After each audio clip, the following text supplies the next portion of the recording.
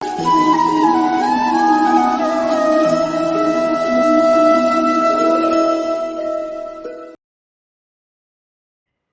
ब्रह्मा गुरु विष्णु गुरुदेवो महेश्वरा गुरु साक्षात परब्रह्म तस्मै श्री गुरुवे नमः। सद्गुरु देवनाथ महाराज के श्री चरणों में प्रणाम करके आज की वार्ता को शुरू करते हैं। कैसे हैं मित्रों? मुझे आशा है कि आप सभी स्वस्थ आनंदित होंगे। पिछला वीडियो जो हमारा था वो शनि की ढैया पे हमने बात शुरू की थी और हमने उस ढैया में देखा था कि शनि का जब चतुर्थ भाव में प्रवेश होता है जन्म राशि से तो उसके क्या परिणाम होते हैं, क्या चुनौतियां होती हैं और उस चुनौतियों से निपटने के लिए क्या क्या उपाय हमने किए थे, ये सब जानने का प्रयास किया। इस संबंध में बहुत सारे फ़ोन कॉल्स मेरे पास में आए, बहुत सारे कमेंट्स मेरे पास में आए और बहुत अच्छा लगा सुन के कि लोगों ने अपने उस चतुर्थ भाव के शनि मतलब जो मिथुन राशि के जातक थे उन्होंने मुझसे बात की और बोले कि आप जैसा बता रहे हैं हमारे लाइफ में कुछ उसी तरह की घटनाएं घटित हो रही हैं। तो काफ़ी रिलेट उन्होंने मेरी बातों से किया और आपका जो प्रतिसाद आया इस वीडियो पे, जो व्यूज़ आए, जो कमेंट्स आए, उसके लिए बहुत आभार, आप सभी का बहुत आभार। आज का जो हमारा जो ये वीडियो है, सेशन है, हम आज शनि के अष्टम भाव में जब वो प्रवेश करता है, आपकी जन्म राशि से जब अष्टम भाव में प्रवेश करता है तो उसकी क्या लक्षण दिखाई देते हैं, उसमें क्या चुनौतियाँ दिखाई देती हैं और इन चुनौतियों से हम किस प्रकार से निपट सकते हैं, इस पर हम आज जरूर चर्चा करेंगे। क्या उसके जोखिम हैं, क्या उसमें चैलेंजेस हैं या नहीं हैं, हम इस पे आज आपकी चर्चा जरूर करेंगे।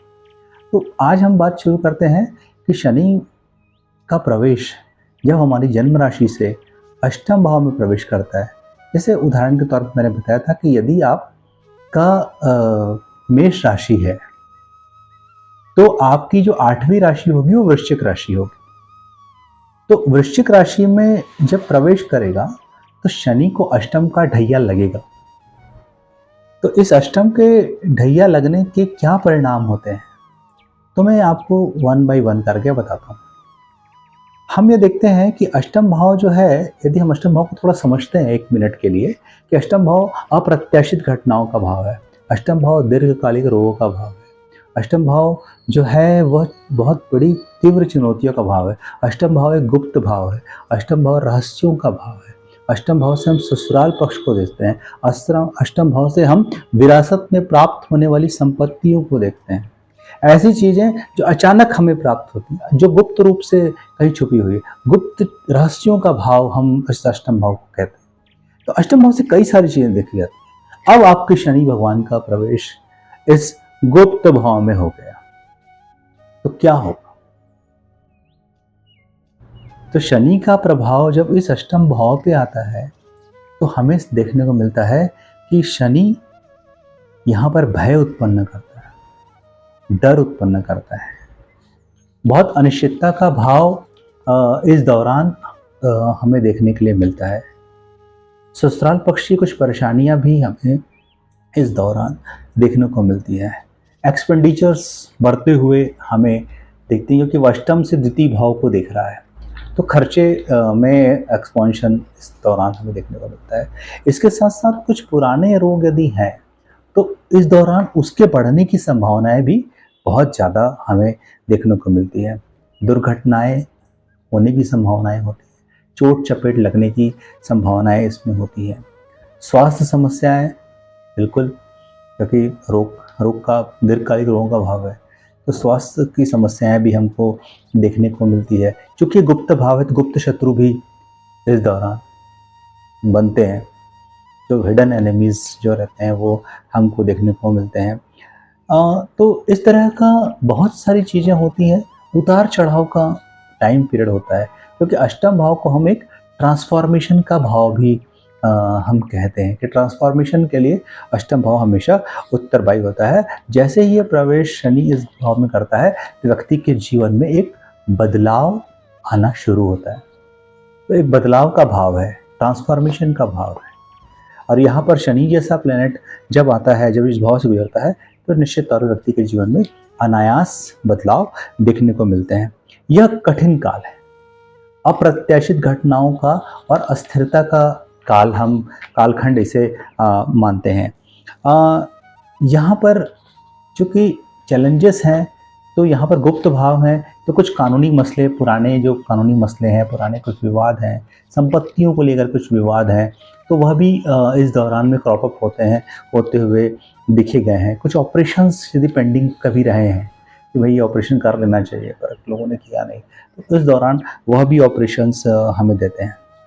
लेकिन मैं कहता हूँ कि यदि ये सब चीज़ें भी हैं और यदि शनि कुंडली में बेहतर है और वो भाव अच्छा है, तो मैं इस दौरान विरासत में संपत्ति मिलती हुई दिखा गया है, बीमे का पैसा मिलता हुआ भी दिखा गया है, आपका कोई कुछ ऐसी गूढ़ विद्याएं सीखने का टाइम पीरियड होता है, उस गूढ़ विद्या से लाभ होता हुआ भी इस दौरान में दिखा गया है। मतलब कोई अप्रत्याशित पैसा, मैं जुआ सट्टा तो नहीं कहूँगा, पर हाँ कुछ इस तरीके का जो लाभ मिलता है, अचानक पैसे का जो लाभ होता है, वो इस दौरान हमें देखने को मिलता है।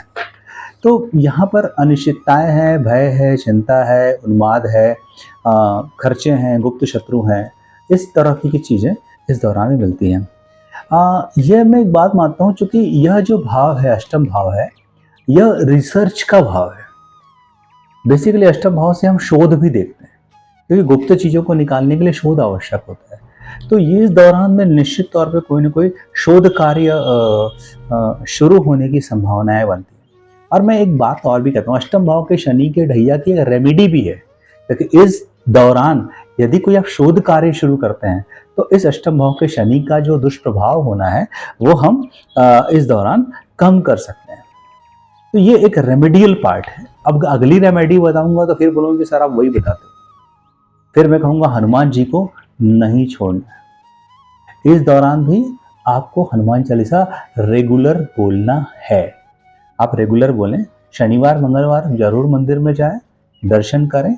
जो मेरा पहला वीडियो था हनुमान जी पे, जो मैंने बातें कही थी हनुमान भक्ति को लेकर, बिल्कुल उसको जरूर आप फॉलो करें। शनि मंदिर में जाएं, ओम शम शनिश्चराय नमः, जैसा मैंने पहले ढैया में बताया था कि आपको बोलना है, इस ढैया में भी बोलना है। यदि आप रोज 108 बार इस मंत्र का जाप करते हैं, तो निश्चित वह इस ढैया के चुनौतियों से निपटने के लिए आपको एक स्ट्रेंथ देगा ही देगा। इसके साथ में मैं हमेशा से कहता हूँ कि शनि भगवान की चीज़ों को हैंडल करने के लिए जो तारक पेड़ है वो है पीपल। तो पीपल के पेड़ के नीचे सरसों का दीपक जाके अवश्य लगाइए, तो यह आपको इस चुनौतियों से लड़ने के लिए मदद करेगा।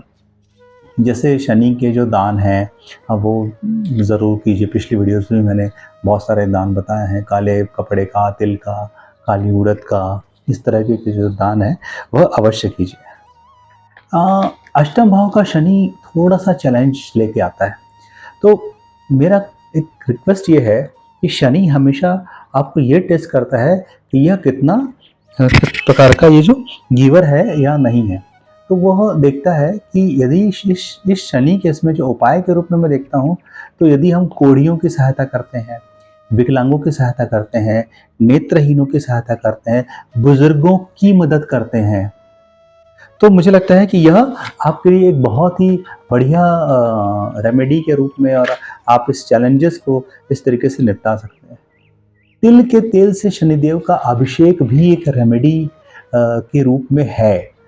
इस दौरान आप बिल्कुल तिल के तेल का शनि भगवान को अभिषेक कीजिए। शनि प्रतिमा का जो अभिषेक होता है उसको एक विधिवत किसी पंडित के माध्यम से ज़रूर करा सकते हैं, ताकि यदि कोई दुष्प्रभाव बड़े रूप में आ रहा है, बड़ा दीर्घ रोग हो गया है, या इस तरह की कोई दुर्घटनाएं की संभावनाएं बढ़ गई हैं, तो ज़रूर इसका करें।